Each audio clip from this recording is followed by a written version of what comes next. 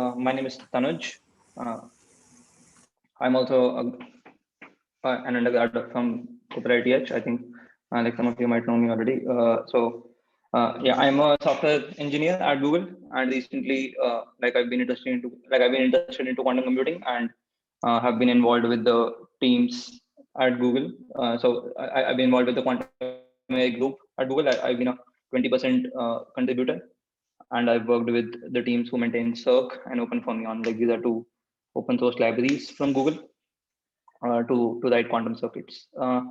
So the objective for the talk of today is to introduce you guys to quantum chemistry. Like there is a lot of uh, theory which a CS grad generally does not know in chemistry, and as some of you might have heard that like quantum chemistry is one of the areas where quantum computers are expected to do good in the near term. So like people are exploring this domain very seriously in quantum computing, and the objective of the talk today is to like bridge the gap between the 11th standard NCRT textbook chemistry, which like some of us uh, like might have read already, or like basically a chemistry 101 background to and bring you to the point where you can start reading or maybe like also up to some point understanding the papers or the recent things which are happening in the quantum chemistry domain. uh, like some of these things might not be clear at the first go. Like feel free to ask questions in between. I'll also try to go slow. So the objective is to make sure that the basics, like we understand the basics, and then what details we might just skim through or like not even discuss at all today. Like if in a folks interested, we can also have follow up like seminars on this. But yeah, let's see how it goes. Okay, so yeah, like are the slides visible to everybody?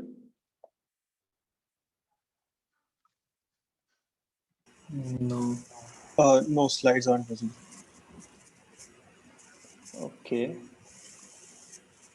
Hmm. Okay, sorry, I haven't shared my screen yet. My bad. Yeah.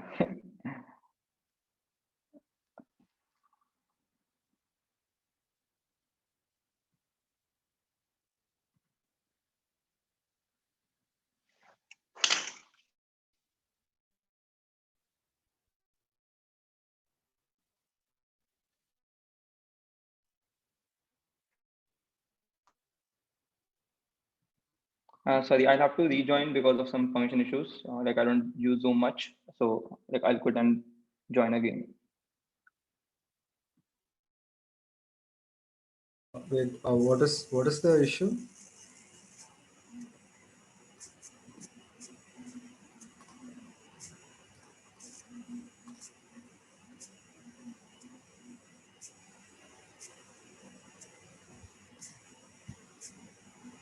Yeah, hello. You can hear me? Oh,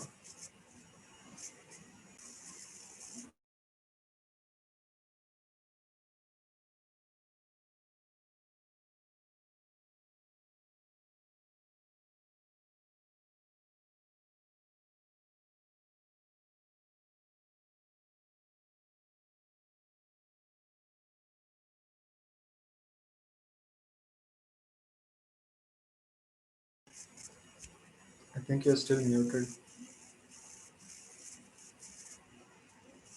Okay, my bad. Yeah. Yeah. So yeah, I was saying that like OpenFermion is basically an open source package developed by Google, which like using which you can write quantum circuits. Like you can basically do computations and build quantum circuits, like write programs and build quantum circuits specific to chemistry. So it has special functions and features which are useful for chemistry specific calculations, and like you can do all sorts of simulations and also run these circuits on actual quantum computers using a more general purpose library such as Circ, or maybe even other uh, other libraries useful for like building quantum circuits like Qiskit or others. So yeah. Okay, so like what problem are we trying to solve here? The problem like that we're trying to solve is basically the electronic structure problem. So electronic structure theory describes the motions of electrons in an atoms or molecules. Like some examples of structure of atoms which have been proposed in the history are like Thomson's model of an atom, Rutherford's model, and Bohr's model. So like if some of you might remember from your 11th class textbooks, I understand that not everybody like might have read it, but like I'm sure like you would have read something similar. So Thomson's model is basically it was proposed, and it said that an atom has a positive charge which is distributed equally, and then like which is distributed uniformly, and electrons are embedded in that sphere of positive charge. So it is also called a plum pudding model. Like these models are of course not relevant today, because today like majority of the folks use quantum mechanics, the quantum mechanical model. But like just for the sake of history, like many experiments have been done, and based on those experiments, people started proposing different types of models. Like Rutherford came and said that no, the positive charge is concentrated at the center, and then electrons are probably moving in fixed orbits around that positive charge. But it was also like not correct and had some drawbacks. Like then Bohr said, and like Bohr came and said that the electrons keep revolving into like in fixed orbits, and these orbits are called stationary orbits, which means that the energy is fixed, and the electrons can jump between these fixed orbits if they get excited or if they lose energy. And it was the first model which had some kind of quantum like quantum mechanics incorporated in it, because it had a concept of quantization of energy. But like it was also not like it was also not correct, because first it predicted that electrons are moving in fixed orbits, but we know that after Heisenberg's uncertainty principle that you cannot determine the position of a microscopic object following like quantum mechanics precisely. So yeah, so like all these models have been invalidated, but like people have proposed multiple models throughout history, which try to predict what is the structure of an atom, like which means that where are the electrons and where and how are they revolving in an atom. So the idea is that because the electrons are so small, like one needs to use quantum mechanics to solve for their motion, and like we will see how to do that. So like this is the Schrodinger equation of quantum mechanics. So the time independent Schrodinger equation is of the form h psi equal to E psi. Here h is your Hamiltonian, psi is the wave function, E is the energy of that particular state. So psi represents the state of the system. So psi is basically a continuous function. Like you can see. So for electrons specifically, psi is of the form like R1 omega 1, R2 omega 2, so on. So R1, the pair R1 omega 1 is also called X1. Here R1 is basically the 3-dimensional coordinates of an electron. So X1, Y1, Z1, or like R sin theta. So basically the position of an electron, and omega represents the spin of an electron. So the idea here is that an electron needs 4 different variables to be able to. So we actually need 4 different variables to correctly identify an electron. So the spin is another dimension. Like it is similar to say how the Earth revolves around its axis. So we say that an electron has like either a plus, like a positive spin, or a negative spin, like based on whether the electron is revolving say clockwise or anti-clockwise. It is basically another dimension, and it is not like the classical particles which usually can be identified by just their like just the 3 dimensions in space where they belong. Yeah, so like you can also take this as a fact. Like I don't have more to say here, but the idea is that the psi represents the like the configuration of electrons in an atom. That is what the psi represents. As I said, E is basically the energy of the system, and H is the Hamiltonian operator. So for molecules and atoms, the Hamiltonian operator can be written as a sum of a few terms. Like the first term is a nuclear kinetic energy term. So like an atom has nucleus and electrons, and these 5 terms like represent the energy of each of the different objects, like nucleus, the different nuclei and the different electrons which are present. So for example, the first one is the sum of the kinetic energy of all nuclear, like all nucleus in the atom. The second is the sum of kinetic energy of all electrons in the atom. The third term is the Coulomb interaction between an electron and a nucleus in the atom. So every pair of electron common nuclei will have some Coulomb interaction between them. So that is represented by the third term. The fourth term represents the Coulomb interactions between 2 nuclei, and the fifth term represents Coulomb interactions between 2 electrons. So these are all the different kinds of energies which can which we can write down between like among all the particles which are there in our system. So the Hamiltonian operator should basically capture the energy of all the particles in the system, and this is how we are capturing the energy of all these particles for a molecule.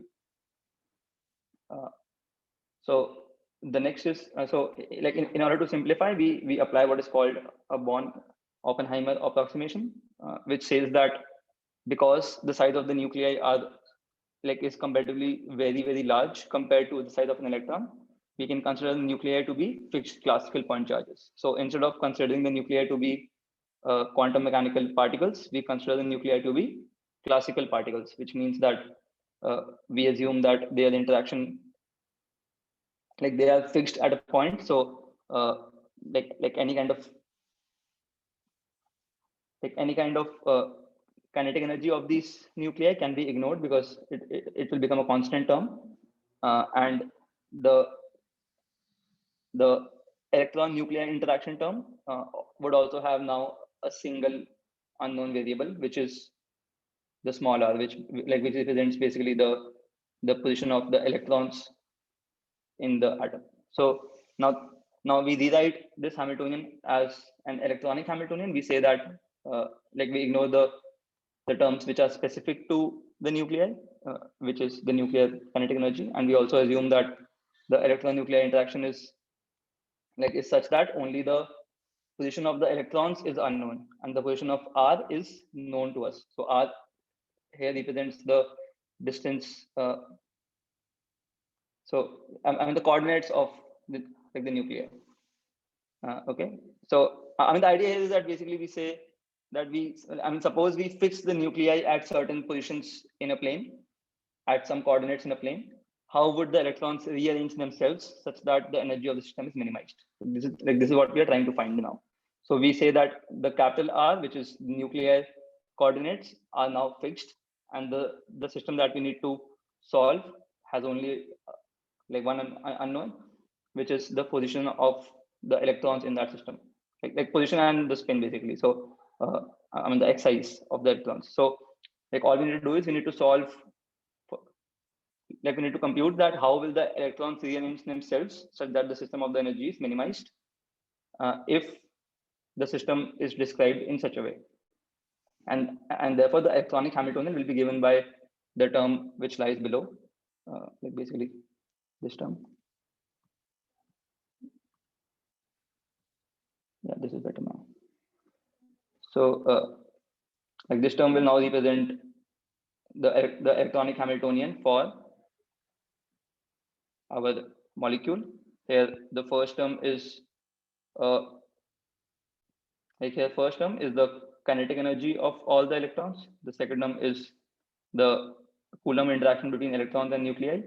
Note that the RIs are fixed, like fixed as in they are parameterized but not a variable for this system which we are trying to solve. RJs are the variable, and this third term is basically the electron repulsion term. like which represents the Coulomb interaction between two electrons. And now the goal for like rest of this lecture and in general, like for the in general for quantum for quantum chemistry applications, like the goal is to find the lowest energy eigenstates, like which means that the lowest, like which means to find a pair of E comma psi such that they satisfy the Schrodinger equation above and the energy is minimized. Like that is the goal of the whole field which we want to study. Like any doubts so far? Okay. So now first, like we look at one electron systems and what are called atomic orbitals. So for one electron systems, like the hydrogen atom, the Schrodinger equation can actually be solved analytically, which means that we can solve the Schrodinger equation on pen and paper via the techniques developed in mathematics, and like we can arrive at a solution, and the solution looks something like this. The wave functions which we get, like the set of wave functions that we get, depends on three parameters, what are called n, l, and ml, and this wave function represents the state of an electron in an atom. So the wave function has the form of, like has this form here. R and y are two functions which depend on n, l, r, and which depend on these parameters respectively. So the idea is that we can actually solve it analytically. It has some particular form, but once you start putting in these values, you have you get the different single electron functions which represent your wave function, and the energy of the system also has this form where then the energy depends on a constant and z square by n square. Here z is basically, like you can keep increasing z if like with the constraint is that the system should have only one electron. So for a hydrogen atom, the z would be 1, but for helium, like you would be actually solving for He plus such that it has a single electron, and so on and so forth. So like you get these expressions, and once you start putting in the values of NLM, I mean the values of these NLM are dictated by the boundary conditions, and these are what are called quantum numbers. N has to be an integer, L has to be an integer which goes from 0 to n minus 1, and M of L goes from minus L to plus L. Like some of you might have read this before, but this is what we generally study as the 1s orbital, like 2s orbital, and so on and so forth. So like L is basically so an orbital is defined by, say, like all three quantum numbers, and the different type of orbitals which are possible are, say, 1s, 2s, 2p, 1, like 2p, and so on and so forth. So like this is where they come from. They come from the solutions of Schrodinger equation, and these are also called atomic orbitals. So an atomic orbital is basically a function that describes one electron in an atom. And the hydrogen atom wave functions, like which are obtained by solving the Schrodinger equation for hydrogen atom or hydrogen-like atoms, are called hydrogenic atomic orbitals. So these type of atomic orbitals are called hydrogenic atomic orbitals. Okay. So far so good. Like we have been able to, so we have successfully computed the minimum energy and everything else that we need to compute for the system by solving the Schrodinger equation and like analytically. But now what is the hard part? Like why do we need all this fuss of quantum computers and stuff like that here? So that will occur when you start looking at multi-electron systems. So a multi-electron system, like for a multi-electron system, there is no analytical solution for the Schrodinger equation. Like it is not possible to solve the Schrodinger equation analytically based on the tools that we have today in mathematics for the multi-electron system. And this is the whole reason why we need all sorts of smart ways to approximately solve this problem, like to approximately solve the multi-electron Schrodinger equation. And the idea is that like if you can have an approximate solution that gives us, I mean the better approximate solution that we have and the closer energies that we can obtain, like the more applications there are where these things can be useful. So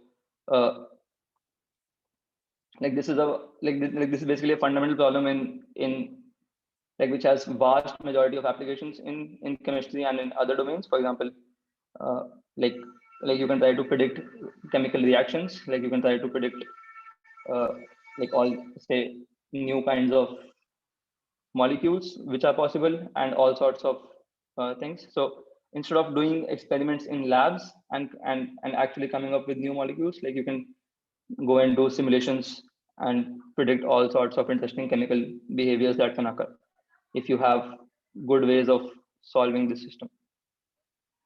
Okay, so some classical methods to approximately solve. So of course, like there has been a lot of developments in classical like in trying to solve these multi-electron systems classically, which means that like classically either on pen and paper or on classical computers, like using classical computing. And then there are also more recent developments, like not more recent, but like there have been developments to also solve these systems on quantum computers, where we try to generate the ground state of these systems on a quantum computer and like measure the energy, like measure the minimum energy, and we keep doing this like until we have a minimum energy. And there are like all different like different kinds of ways of trying to solve this on quantum computers as well. Like you might have heard some of these names, for example, like the variation quantum eigensolver and like other things. Okay, so let's see how can we approach these systems, and let's see some observations which can help us like better understand these systems. Okay, so the first observation is that a many electron wave function should be anti-symmetric. So what does it mean? So basically, since the electrons are indistinguishable, like swapping two electrons in a multi-electron wave function should not change the probability density of observing an electron at any point, which means that so the fact that electrons are indistinguishable, like this is something which we take as a fact for now. Like we don't go into why this is the case, but they are indistinguishable. Like electrons are something called fermions, and there's a deeper theory behind it. But yeah, so like we assume that electrons are indistinguishable, and therefore if we have a wave function, say like if we have a wave function where we swap two electrons, like for example, if we have, sorry,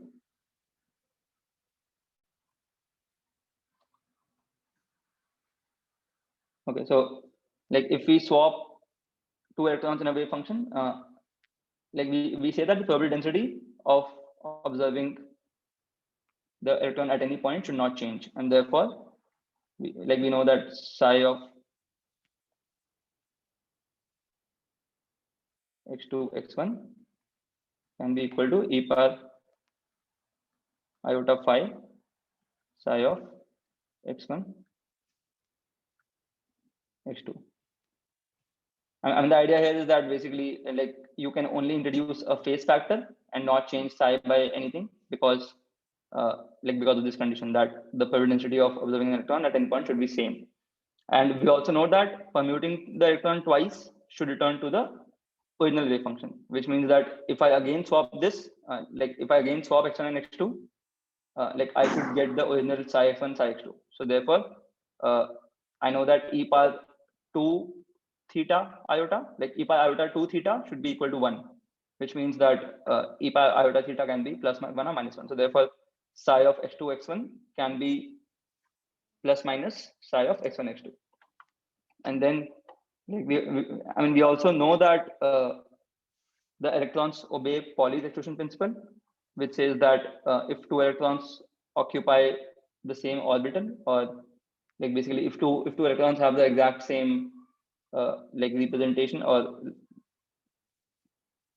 the position, then like it is not possible. Like it is not possible that two electrons occupy the same orbital, or basically the two electrons have the exact same variables which represent them in the system. So therefore psi of x1 x2 should be equal to 0, and therefore like we know that a multi-electron wave function must be anti-symmetric. So anti-symmetry means that if you swap any two electrons, it should introduce a negative sign in front.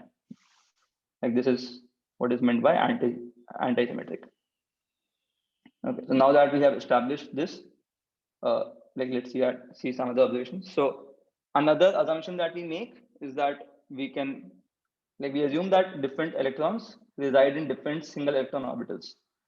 Like what does that mean? It means that you can, so naively, it would have meant that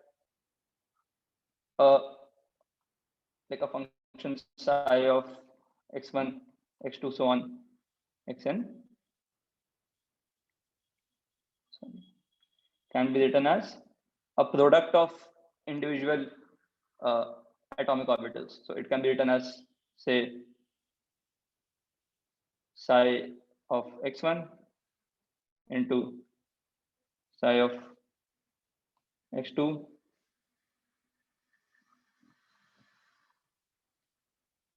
and so on and so forth. So naively, it would mean that like you can represent the wave function of n electrons as a product of individual atomic orbitals of the n electrons. So you are trying to say here that, like what you're trying to say here is that you assume that the electrons are compartmentalized into different atomic orbitals. So every electron can be identified by the orbital in which that electron lies. Like here, electron just means like a mathematical function which represents the configuration of the state of the electron in the system. And like we say that we assume that the electrons, like each electron can be described by its own orbital in which it lies. So if you can do this, basically, like you can write an electron wave function as an anti-symmetrized product. So I mean, you cannot write it as simple product like this. Like this will be wrong because we also need to enforce the Pauli exclusion principle. So therefore, we write it as an anti-symmetrized product. Like we will see ahead what it means, but like basically a sum of products such that that sum is anti-symmetrized. So now, like we also define a concept of a basis set, which we say that a basis set of functions, like a basis set is basically just a set of functions which are also called basis functions, such that any wave function, like any electronic wave function, can be approximately represented as a linear combination of the anti-symmetrized product of basis functions. So what it just means is that, like here, for example, like how do you get these single electron wave functions? Like from where do you get these functions? Like now that is the question. Now, one way is that you take the mathematical functions that you got while computing, like while solving the Schrodinger equation for the hydrogen atom, and you say that, okay, I'll just use these single electron functions and say that every electron in my multi-electron, like in my multi-electron system lies in one of these orbitals. Like I don't change the shape of these orbitals, I don't change the functions. I assume that the orbitals and the functions are as it is. And what I do is that I just start filling up the orbitals with different electrons. Or you could also have other different functions. So the hydrogenic atomic orbitals are basically just one set of functions which you get by solving the Schrodinger equation. There are also other type of functions, for example, Gaussian type orbitals, like Slater type orbitals, so on and so forth. So like basically these are just different ways of constructing mathematical functions such that you can use a set of these functions as a basis set and try to expand your multi-electron system as a sum of as a sum of anti-symmetrized product of these basis functions. Okay, so like maybe I'll try to explain this again as we go forward, but the idea is that the function that you obtain by by solving the Schrodinger equation for single electron atoms are not the only ones which you can use, and there is a lot of theory behind how to find a good set of basis functions, but like we won't have time to go into all the theory. But yeah, I mean, the general idea is that there are a lot of different ways, like with which you can find a good set of functions and use it to expand your multi-electron wave function. Okay, so now, so in the previous slide, like we've been saying that we want to represent our multi-electron wave function as an anti-symmetrized product of one or more orbitals.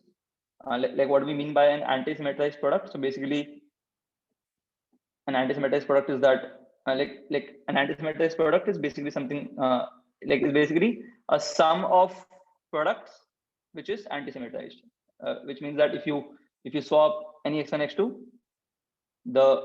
you introduce a minus sign in front of the whole wave function.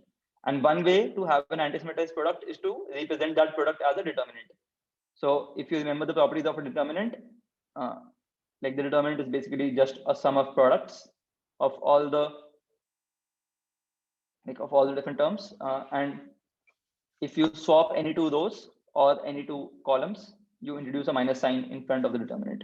So a determinant is a perfect way of representing an anti-symmetrized product, and that is what we do. And these things are called Slater determinants.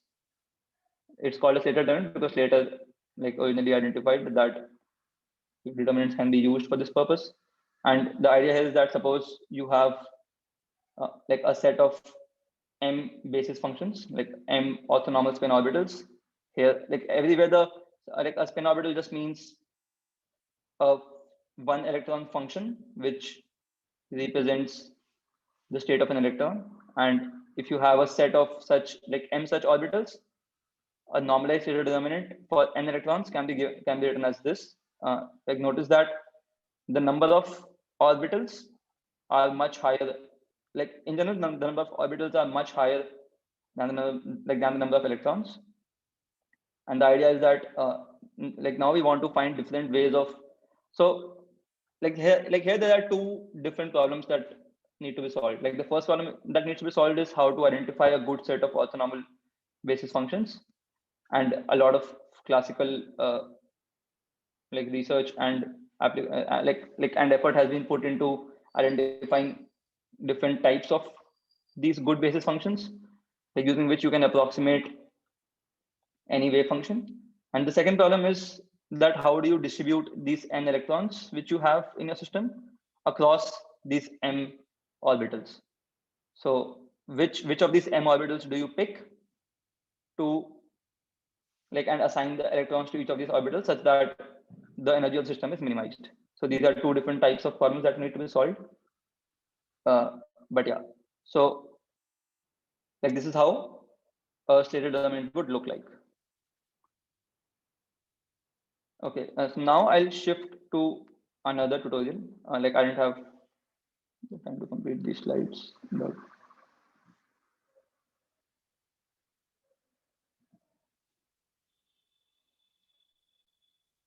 so does anybody have any doubts so far? Hello. Yeah. Yeah. So you've defined the two problems to be choosing first finding the orthonormal spin orbitals and then choosing a few among those to actually construct the wave function. So are any of these generalized to say any multi-electron system, or do both of these problems are both of those unique for every single wave function that you need to solve for? No, so definitely they are not unique for every wave function that we need to solve for. So for identifying, of course, all of this is happening to find approximate solutions. None of this is perfect, but the way it happens is that there are now there are certain techniques of generating the orthonormal spin orbitals, and for example, I mentioned some of these earlier, like the Gaussian type orbitals or the Slater type orbitals, and these are specific functions which have, say, certain parameters that need to be optimized. And these parameters, using classical computers, say, these parameters are optimized for a small set of molecules, and then we assume that even for larger molecules, we'll keep using these parameters. So like when you actually want to solve the wave function for a particular molecule, you assume that you have a certain basis function, and then you start from there, and then like basically try to assign these n orbitals across m base. Like it also depends on how many basis functions you can take. For example, like there are certain basis functions which theoretically prove that if m tends to infinity, you will always be able to get a perfect solution. And there are also ways in which you don't assume that the n electrons are distributed across m basis functions. So basically, okay, so like if you look at the Slater determinants, like this is one of the ways of representing your psi. So like your psi can be equal to this particular Slater determinant, or your psi can also be equal to a linear combination of two different configurations which have different coefficients C1 and C2. For example, like your psi, my pen is really bad, sorry. So your like your psi can be equal to C1 D1 plus C2 D2, like where D1 is one particular way of distributing these n electrons across m orbitals, and D2 is another way of distributing the n electrons across m orbitals. And then you have a superposition of both of these, and you say that this is your actual system and not the individual D1 and D2. So there are basis functions which prove that like theoretically, which prove theoretically that if m tends to infinity, and if this linear combination also tends to infinity, then any wave function can always be represented exactly. So like without any approximation. But of course, like we don't have infinite resources.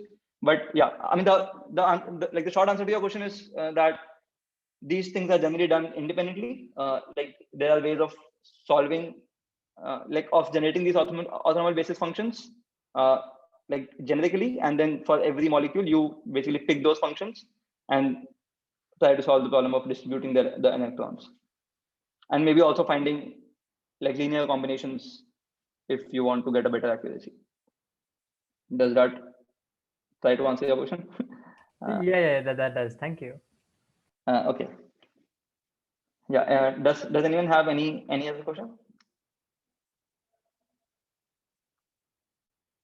So again, like I mean, the point I want to emphasize is that this is the part, like this is the crucial part which I want you guys to get a hold of. Like there are a lot of different techniques of actually solving these things, but like once you understand the basics, once you understand the meaning of like what an orbital is, what a determinant is, you can actually go out and like understand the texts.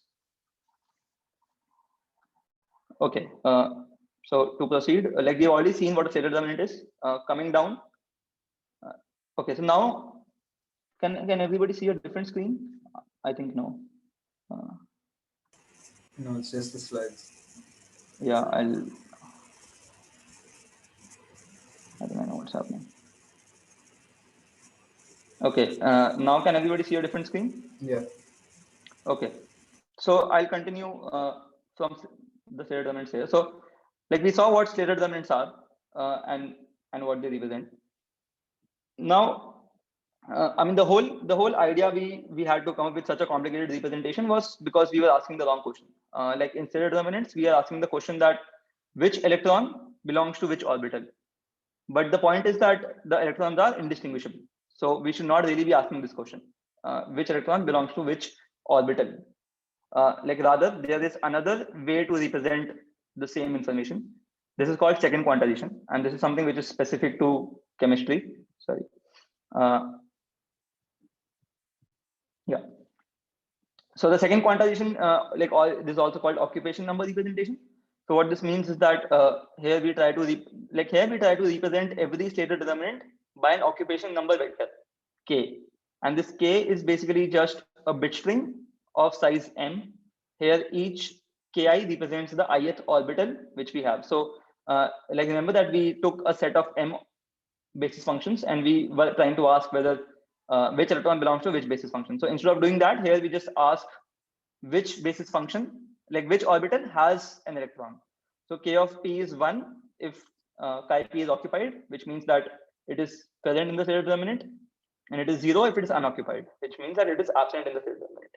So both of these representations have a one-to-one correspondence. So the amount of information that we are maintaining is exactly the same, but we have slightly changed the way we are maintaining this information. So like as I said, in second quantization, we are trying to ask the question that which electron, like how many particles are there in each state, instead of us asking which electron lies in which state, right?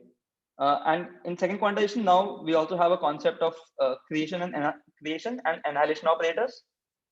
Like these operators are different from the usual qubit operators that we see in quantum computing, and the idea of these operators is that the creation operator adds an electron to a particular state or orbital, and the annihilation operator removes an electron from a particular state or an orbital. So the action of these operators on the occupation number vector can be represented as this, that basically if you apply the creation operator on k of p, if k of p is 0, then you have sorry.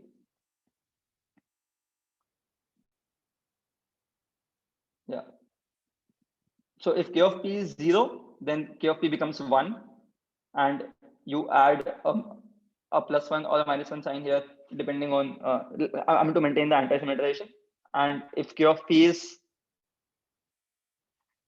like if k of p is 1, then this term basically becomes 0, because you cannot have more than one electron in a particular state. So like if it is 1, then the coefficient becomes 0, and therefore this whole term becomes 0. And similarly, an annihilation operator works as the opposite. So if you try to annihilate the electron at orbital p, then if the electron is already present in that orbital, the like the number becomes 0. So it means that the electron is not present in that orbital anymore, and you add a coefficient of 1. If the electron is not present in that orbital, which means k of p is 0, then this whole term becomes 0, because k of p is 0, which means that you cannot remove an orbital, which means you cannot remove an electron from an orbital which does not have an electron. Okay, so the creation and annihilation operators are the core of second quantization, and this is how you manipulate these occupation number vectors. Okay, so now we saw earlier that the electronic Hamiltonian has this form, that you have a electronic kinetic energy term, you have an electron and nuclear interaction term, and you have an electron repulsion term. So the electronic kinetic energy and electron nuclear interaction are what are called one electron operators, because only a single electron is involved in both of these terms, and electron repulsion term is what is called a two electron operator, because two electrons are present in this term, and this two electron operator is basically what brings all sorts of troubles while trying to solve the Schrodinger equation. Like this is the major cause of trouble, the electron interaction. Okay, so now if we choose a basis set, say chi-m, we can represent the electronic molecular Hamiltonian in this second quantization as follows. So we have h of pq and ap and a of q. This means that we annihilate a electron from orbital q and we add an electron to orbital p with the probability density, with some probability, which is represented by the coefficient h of pq, and we do a similar thing. So we remove electrons from q and s and we excite them to r and s, r and p, with some probability which is given by this coefficient g2 prs. So as I said, applied to an electronic state, the Hamiltonian produces a linear combination of the original state with the states generated by the single and double electron excitations from the state, and with each such excitation there is an associated amplitude which represents the probability of this event happening. And the h of pq and g pqrs, these coefficients are computed by taking integrals of the basis sets that we have chosen. So the functions, like the basis function that we have chosen, with these original operators. Yeah, they are not present here. So the original operators which I showed, which is basically the like the actual expansion of these, like the single, like these terms. So the actual expansion of these terms, like you take the integrals of these operators with the basis function that you've chosen.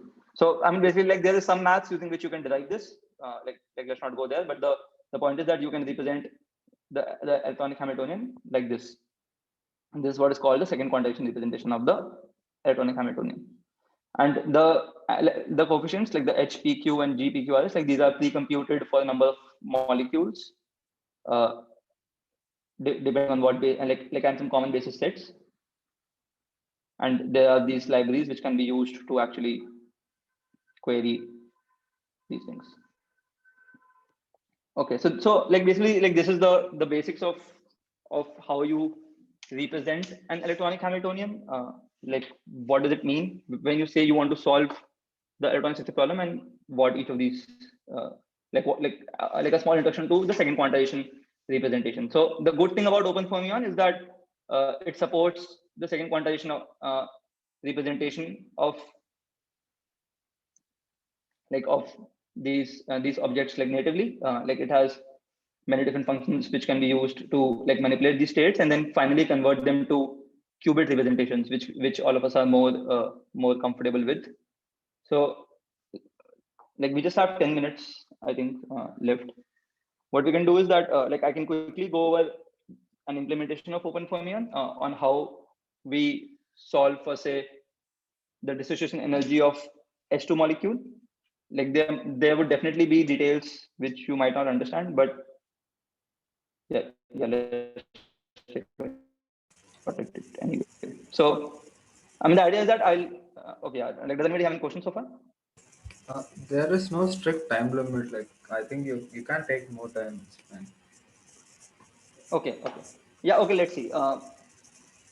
Like now I can try to like introduce OpenFermion and show that how it can be useful for dealing with chemical systems in general. Okay, so yeah, like you can install it, do all the necessary imports.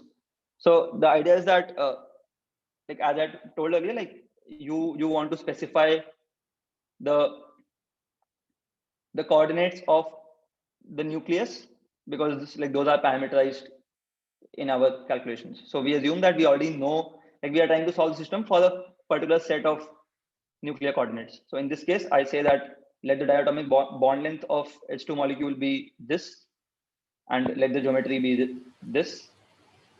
Okay. And then we need to choose a particular basis set. So as I said that like there are different types of basis functions which are already pre-computed. So in this case, I'm choosing the STO 3G basis. This is Slater type of like Slater type orbitals and 3 quotients. Like, again, this is a particular type of basis function. There are different type of basis functions you can choose from, and the library, I mean the library supports it. Like you give other details like multiplicity and charge, and then you just directly call the molecular data class. So this class basically is used for storing the data of a molecule, and also if you are doing some calculations yourself for larger molecules, like you can use this class to kind of store the intermediate calculations and keep writing it on disk, so that because like these calculations generally take a lot of time. Like I'll be showing a toy example of H2, but like for larger molecules, like these calculations take time. And like the molecular data class is basically a class which stores all different types of data per molecule. So in this case, like I'm passing it all these parameters, and I get the molecule from the disk. Like I mean, this is a toy example for which the molecular information is already stored on the disk. Okay, so the name, for example, is H2, the basis set, multiplicity, and then the bond length. Okay, and this data, I mean, this molecular class already has, say, the bond length, the Hartree-Fock energy, or the full configuration interaction energy stored with it. So, like these are different ways of computing like of approximating the energies. So for example, Hartree Fock is one way of approximating the energy of a molecule. Full configuration interaction is another way. Generally, full configuration interaction is what is basically the exact theoretical energy which people have proved, and like it can take basically a lot of time to compute this energy. Yeah, I mean, like basically, like this is what I was referring to earlier, that if you keep increasing the number of Slater determinants in a superposition, your accuracy will keep increasing. So if you see the exact energy, like the exact dissociation energy of NH2 molecule is given as -1.1372. And now in this tutorial, what we want to do is that we want to find a way of computing this energy using a quantum circuit. This or basically a similar energy using a quantum circuit. So, I mean, the first step was to basically the molecular data. So we have loaded the data into our molecule object, and then we want to get a molecular Hamiltonian for H2. So the class already supports a function called get molecular Hamiltonian. Like this prints the molecular Hamiltonian in the representation of second quantization. So like this is basically the Hamiltonian which I showed you here. So summation, like this particular Hamiltonian, here AP, AQ are represented by the 0, 1 tuples, and the coefficients you already have. So if you look at the H2 molecule, you have 4 terms for so you have 4 terms for basically the you have four single electron terms, and you have like these many double electron terms. So these are your HPQs and these are your GPQRSs. So again, notice that the Hamiltonian is already pre-computed, which we have loaded from the disk. Like by pre-computed, I mean that the integrals have been pre-computed for this particular basis set. Again, the important part is that whenever I'm talking about the Hamiltonian in second quantization, it is always related to a particular basis set which I've chosen. So because I chose this particular basis set, I have I have this particular Hamiltonian, which has these specific coefficients, and this is something which is usually pre-computed classically, because this has to be done only once. So for a particular basis set, you have to compute the Hamiltonian only once. The hard part is that trying to get a superposition of the different states, trying to get a superposition of different distributions of electrons across these across these bases which you have chosen, such that the energy is minimized, and that is what we try to do using a quantum computer. So and guys, please, in case you are trying to follow but something I say is not making sense, then please stop me. Okay. So the next thing is that we need to compute the molecular Hamiltonian into a qubit Hamiltonian, qubit Hamiltonian. So like in general, we are not used to dealing with Hamiltonians of this form. Like when we try to solve a quantum computing problem, like generally we have Hamiltonians which are represented in terms of qubits, or obviously qubit operators, and not these creation and annihilation operators. But to do these conversions, there are some transforms which are like general transforms. So basically, like the fermion operator class stores the representation of in terms of the annihilation operators and the creation and annihilation operators, and the qubit operator class stores the representation in terms of Pauli operators, which we are more used to seeing. So in order to convert in order to convert a Hamiltonian into a qubit Hamiltonian, you can use what is called a Jordan-Wiener transform. Like there are different types of transforms which basically take you from which take you from this representation, the creation and annihilation representation, to a sum of Paulis basically. So again, I won't go into the details of that transformation, but the idea is that like using this function, you can get this. I mean, the same Hamiltonian which you saw above can now be represented as this particular sum of Paulis. So this is now a sum of Paulis which we have seen earlier in, say, other normal quantum computing problems, like when we try to optimize a particular Hamiltonian. So we have a sum of Pauli operators with some coefficients, and we want to find the minimum energy eigenstates. for this particular Hamiltonian? Like now that is the question. So like in this example, we will be using what is called a variational quantum eigensolver problem. So like approach, the idea of this approach is that you prepare a particular circuit in which you have some unknown parameters, and you try to vary those parameters classically, externally, and keep measuring the energy of the system using the quantum computer. And the parameter for which the energy is minimized is basically your final optimized circuit, and the energy the minimum energy you get is basically the minimum energy of the system that you can solve using that particular ansatz. So for some of you like who might already know this, the important part in like the most important part in a variational quantum circuit is like in a variational quantum eigensolver approach is to come up with a good ansatz. And ansatz means basically a circuit which has some unknown parameters which we are trying to optimize classically. So the most important part is that to come up with a good ansatz, because like the external so like modifying the parameters externally can only lead you as good a solution as possible. So can I mean like externally varying the parameters will be good only if your ansatz is actually capable of generating a state which is close to the minimum state or is equal to the minimum state. If your ansatz is something which is completely random and like then like however much you might try to optimize, like you might not get close to a solution. But like using the theory from classical chemistry, which has been developed over many decades, like we have many ansatz which are chemistry inspired, so which we know would have a good structure, and we use them to optimize our circuits and like try to get like a minimum energy for these systems. So for example, in this particular case, I'm using what is called a unitary coupled cluster ansatz. Yeah, I would probably not go into details of what this, like how this ansatz is actually, like what this ansatz is and why we think it works. But for H2, for example, like I mean the ansatz is represented by sorry.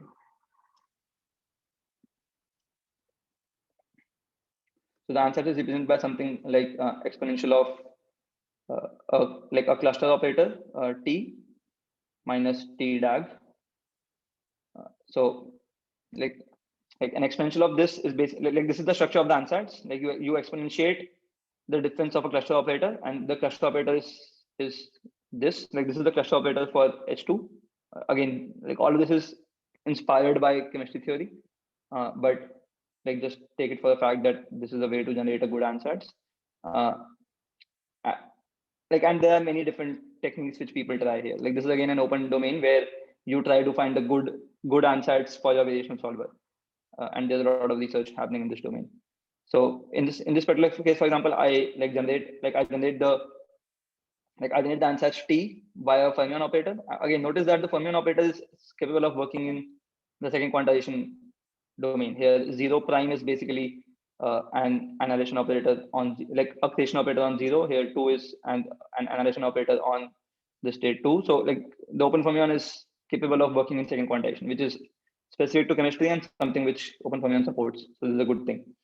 And then you can compute its conjugate, you take the difference and you convert this difference to a qubit operator by using this Jordan-Wiener transform. So this difference would still be a fermion operator. You want to compute it you want to convert it into a sum of Pauli's. So you use the Jordan-Wiener transform, and then you have a sum of Pauli's, and this is basically the thing that you need to exponentiate now. Like you need to exponentiate this sum of Pauli's. And yeah, I mean the good thing about this is that all these whenever you generate a sum of Pauli's using the Jordan-Wiener transform, this sum of Pauli's is commuting. So you can you don't need to use totalization, and you can just exponentiate it as a product of individual terms.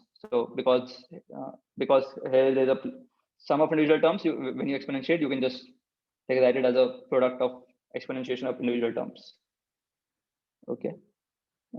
Again, if in case you have some doubts in whatever I'm saying, please feel free to stop. I'll be happy to add some more comments if I think it's reasonable and possible in the scope.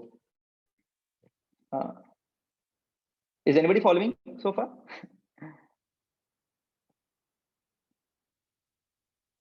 Is anybody there?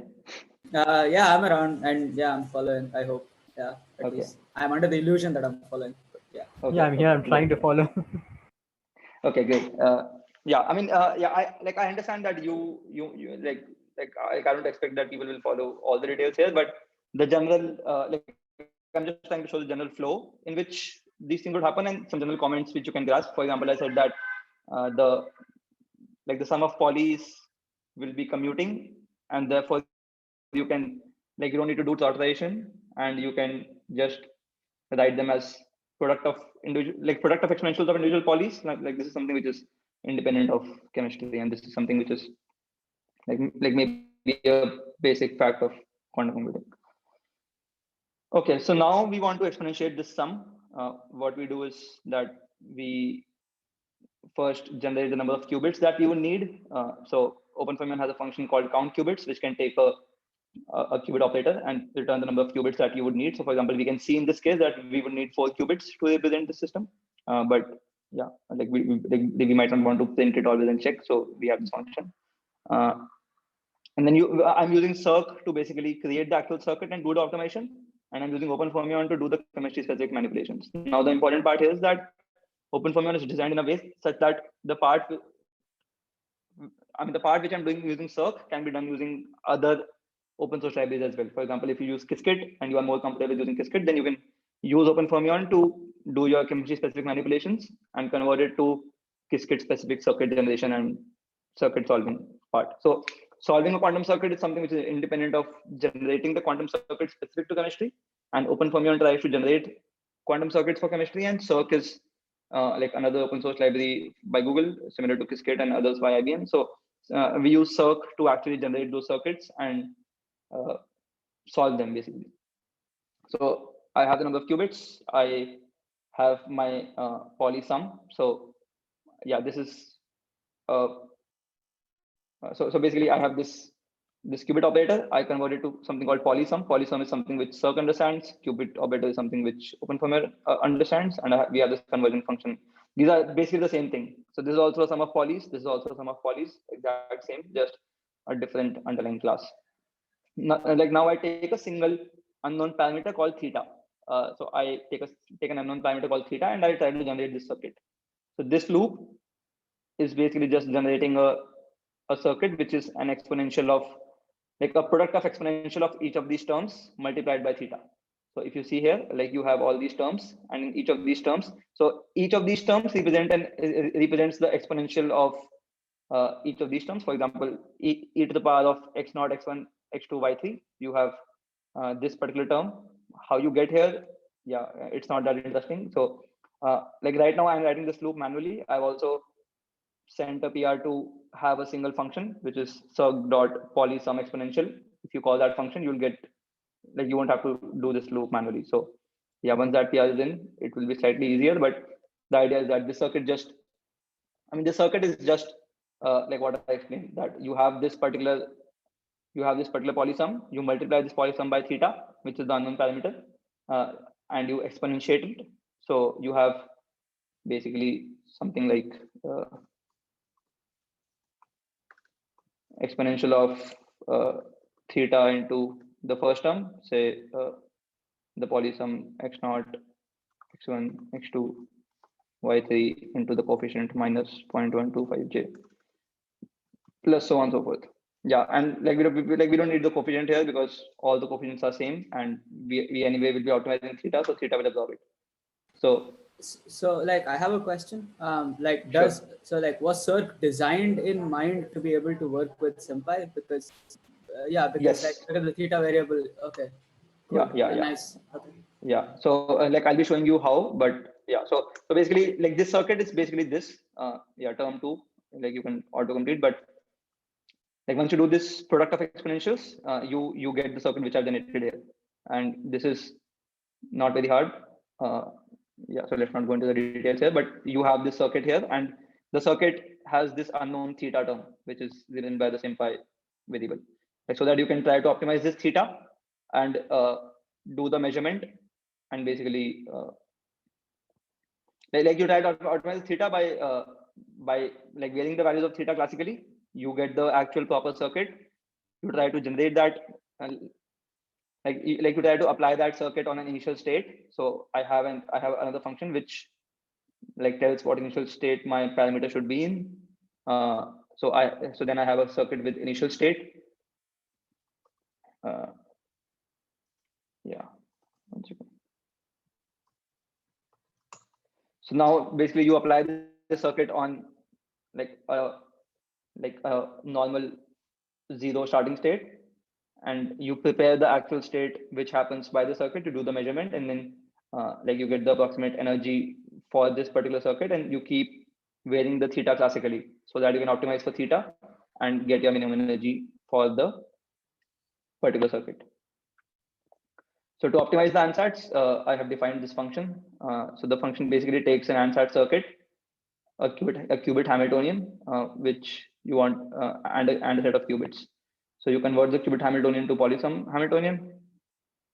You call this function called polysum collector. This polysum collector basically takes a circuit, an observable, and the number of samples that you want to collect, and you define a simulator because we are simulating it and not running it on a quantum circuit, and then you do a p dot collect on this particular simulator. So I mean, you can specify any sampler. When you want to run an actual quantum computer, you can specify a different sampler class, but yeah, and then you can return the estimated energy. So like, and then I can call sci-pi. So like this is basically now a generic function which will take some parameter x, run my modify my circuit to replace theta by x, run the circuit, get the estimated energy, and then like try to minimize it using some automation method. In this case, I'm using this particular one. You can look at sci-pi and like choose whatever you like, the automation method. And if I just call this, this is the minimum value I get, which is minus 1.136, and on this particular x value. And if you notice, like this is very similar to the, sorry. So if you notice, like this is very similar to the exact energy which we had computed in Hartree, which was minus 1.1372, and what we got is minus 1.1366. So this is one, like this is just one of the many approaches which exist, and yeah, I think we have like a small demonstration of how these things can come together and what, like how OpenFermion can be useful to do chemistry specific manipulations.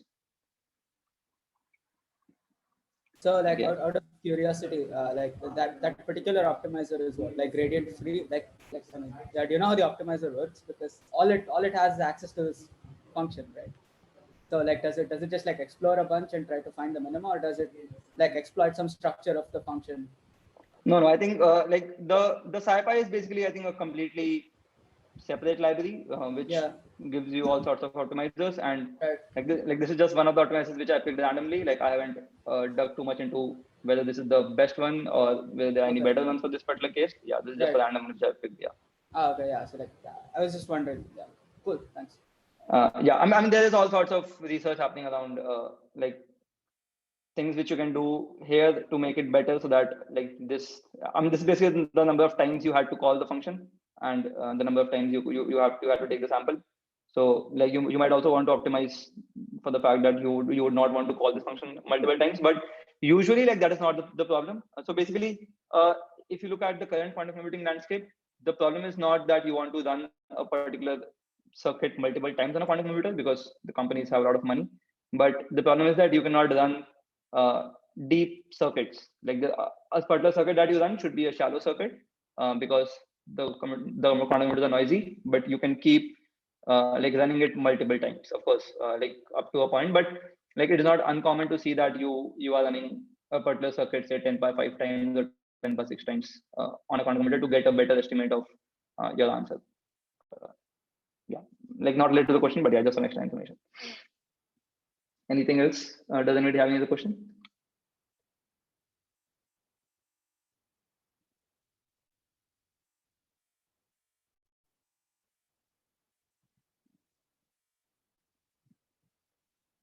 Okay, then.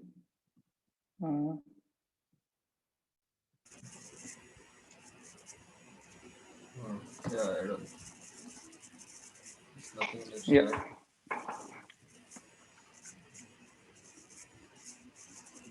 Yeah, there are no other questions. I think I'll stop the recording.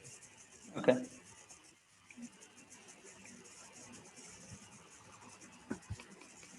Yeah, thanks a lot, Tanuj, for giving this talk and for everyone for attending the session. This Yeah. concludes the official recording. uh, Yeah, go ahead. is it possible for you to share a link to the Google Colab notebook? What like is that? Yeah. I'll.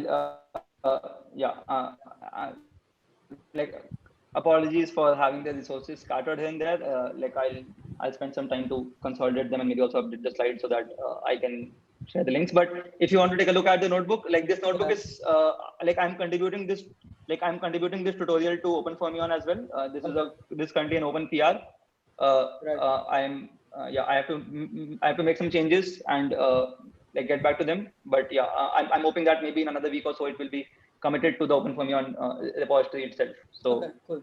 like you can also take a look there. But like in the meanwhile, I'll also be happy to share the link before it. Great, thanks a lot. Yeah, sure.